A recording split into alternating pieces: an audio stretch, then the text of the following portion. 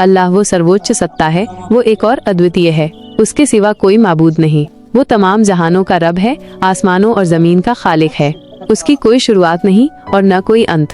वो हमेशा से है और हमेशा रहेगा। वो हर चीज पे कादिर है, उसकी कुदरत हर चीज को घेरे हुए है। वो सबसे ज्यादा मेहरबान और रहम करने वाला है। उसकी रहमत हर चीज पर छाई हुई है। वो अपने बंदों से बहुत प्यार करता है और उन्हें कभी अकेला नहीं छोड़ता। वो हिकमत वाला है, उसकी हर तदबीर और फैसला हिकमत से भरा होता है। वो आदिल है, वो किसी पर जुल्म नहीं करता। उसका इल्म हर चीज को जानता है, जाहिर और बातिन, छोटा और बड़ा। उससे कोई चीज छुपी हुई नहीं है।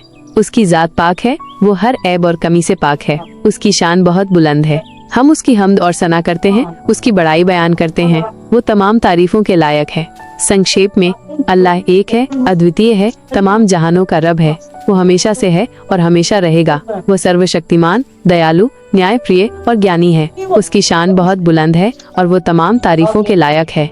अरे यारों, अगर आपको ये चैनल पसंद आया हो तो प्लीज इसे एक लाइक जरूर ठोक देना और हाँ, फॉलो करना मत भूलना। आपका प्यार और सपोर्ट ही हमें आगे बढ़ने की प्रेरणा देता है।